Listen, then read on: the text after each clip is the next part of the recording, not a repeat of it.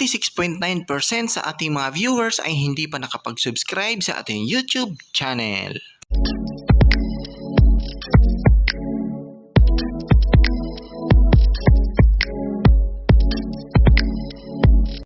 Disclaimer: this channel does not promote or encourage any illegal activities. All contents provided by this channel is meant for educational purposes. So what's up guys, welcome back po sa panibago nating video at panibago na namang review ang gagawin natin ngayon. Dahil itong i-review natin ngayon is kalalabas lang po ito dito sa Facebook. So kumakalat na din po ito sa Facebook groups, sa mga iba't ibang groups. And ginagamit pa nila yung logo ni Meta Reels. So dito guys, wala po silang credentials na gamitin yung Facebook Reels na logo. So, papasukin natin yung loob ng Reels deal and i-review natin kung talagang legit nga ba or scam ito. So, ginamit nga nila yung logo na Reels. So, ang title po ng kanilang investment scam ay scheme pala ay Real Deals. So, bago natin mapasok yung dashboard nila, so kailangan mag-create tayo ng account, username, password, email address, and sponsored ID. So para tayo makapasok sa kanilang website, kailangan meron tayong sponsored ID. So hindi ka makakapasok kung walang sponsored ID ang iyong pag-sign up.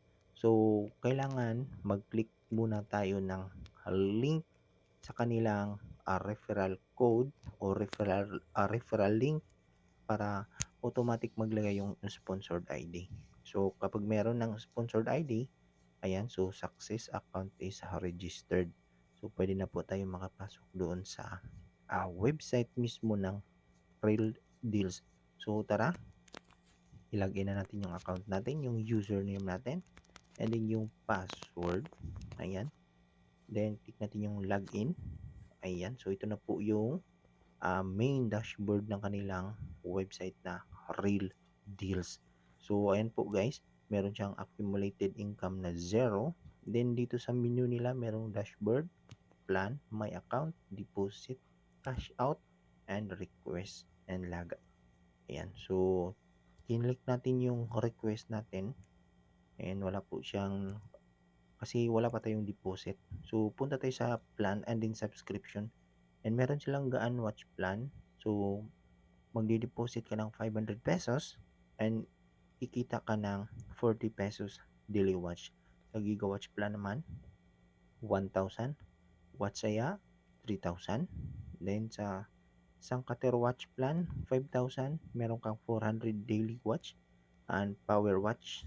And up to Payaman watch plan, 50,000. And kikita ka ng 4,000 daily watch and 500 pesos per watch ng Reels.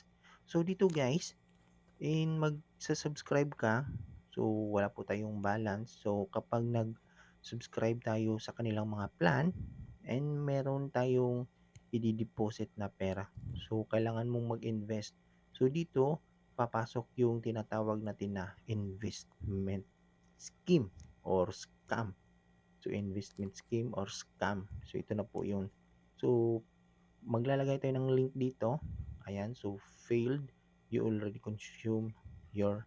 So hindi tayo makakapag lagay ng link natin kasi hindi pa tayo nakapag-subscribe kahit anumang plan nila. So bago tayo makapaglagay ng link dito sa ating Reels, make sure na nakasubscribe tayo.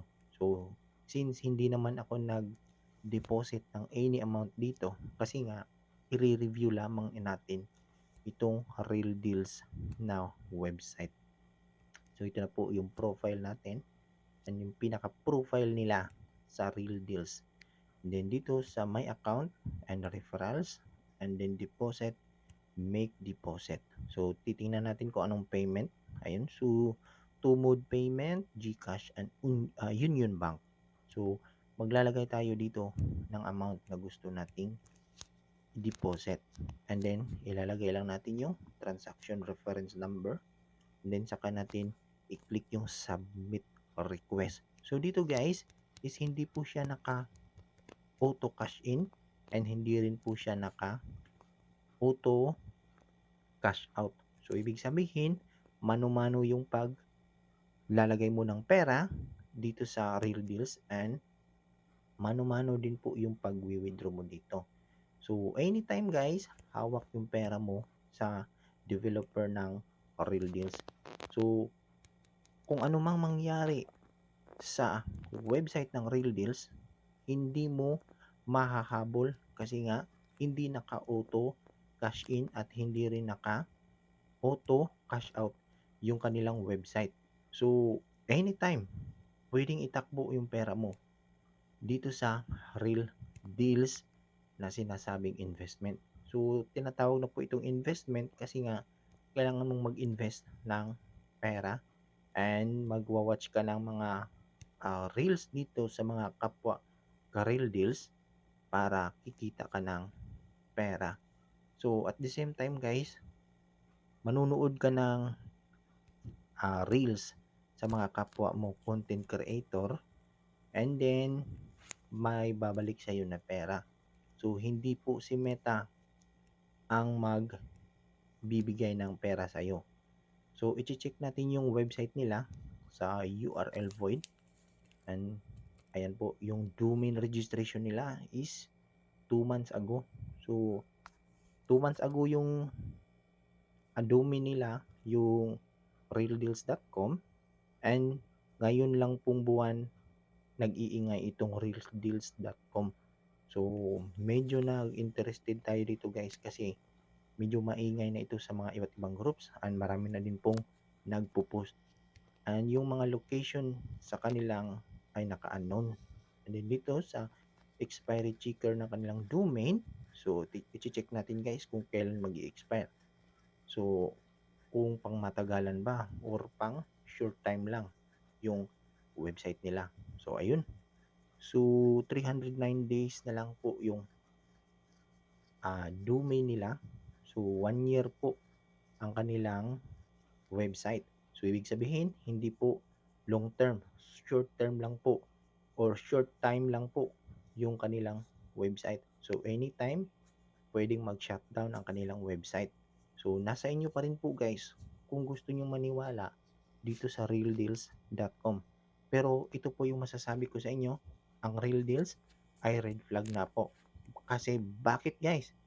Kasi hindi po si Meta ang nagbibigay o nagbabayad sa inyo kapag nanonood kayo ng reels sa kapwa nyo content creator. So, ang tanging magbibigay lang ng pera sa inyo through ads sa Meta or kay Meta. So, hindi po sa ganitong paraan na manunood tayo gamit ang isang website na kikita tayo ng pera. So, dito guys, may marami silang plan. Dinadaan nila sa plan para kunyari, binabayaran ka sa panunood. Pero yung totoo guys is naka-system na po yung panunood mo dito and automatic na babayaran ka. So, ibig sabihin, yung website lang po mismo ang magbabayad sa inyo kapag i-click mo yung link ng reels na naka-upload dito sa realdeals.com. So, sa madaling salita guys, nagiging investment siya and magiging kung mag-i-invite ka pa dito, pwede ka pang kumita kasi may tinatawag pa silang referral bonus. So, nagiging investment scheme na po siya guys kasi maglalaan ka dito ng pera and at the same time, babayaran ka nila kapag napanood mo yung reels. So, hindi po sa ganitong paraan kikita tayo ng pera sa pagre-reels natin, kundi through ads po. Dito is wala pong ads, kundi ginamit lang po nila si Meta or si Reels or si Facebook Reels para kumita ang developer. So, ayun na nga guys, yung pagre-review natin dito sa realdeals.com. So, para sa akin guys, red flag na po siya. So, mag-ingat-ingat po sa lahat ng nag-invest dito kay Real Deals.